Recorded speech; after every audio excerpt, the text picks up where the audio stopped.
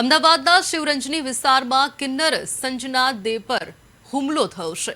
અપહરણ અને લૂંટનો ગંભીર આક્ષેપ કહી શકાય કે તનિષ્ક જ્વેલર્સ નજીક રિક્ષામાં આવેલા કેટલાક શખ્સોએ સંજના દેનું અપહરણ કરી છરી વડે હુમલો કરી મારપીટ કરી લૂંટ ચલાવી હોવાનો કિન્નર સમાજ દ્વારા આક્ષેપ કરવામાં આવ્યો છે. ઇજાગ્રસ્ત સંજના દેને સારવાર માટે એસજીવીપી હોસ્પિટલ ખસેડવામાં આવ્યા હતા.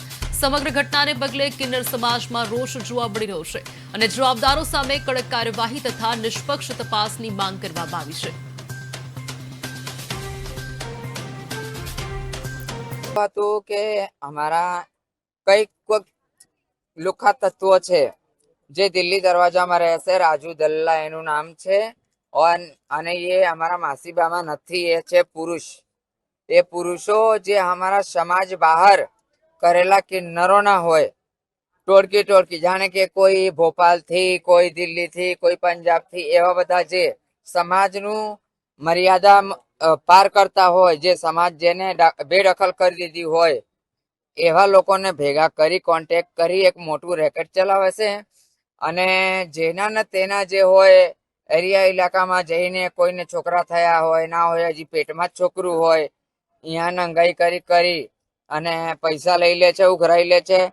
સેટેલાઇટ, અંબાવાડી, નરોડા, કેટલી જગ્યા. નરોડામાં એક જણ એમાં આલિયા માસી કરીને છે, એના તો આખા 9 કેસ છે ચોરીના. અને એ કાયદેસર કિન્નર નથી, એ નકલી છે. એની ડીપલી ચાર્જ થવું જોઈએ. અને અમે અસલી કિન્નરોની અંદર આ જે લડાઈ ઝઘડા સંઘર્ષ ચલી રહી છે, એ તો અમારું કાલ મટી જશે.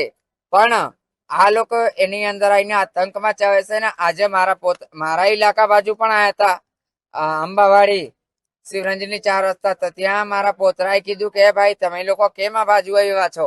તો એ ગયો એ લોકો જોડે કહેવા, તો એ લોકો ડાયરેક્ટ ખેંચીને એમની રિક્ષામાં નાખી દીધી.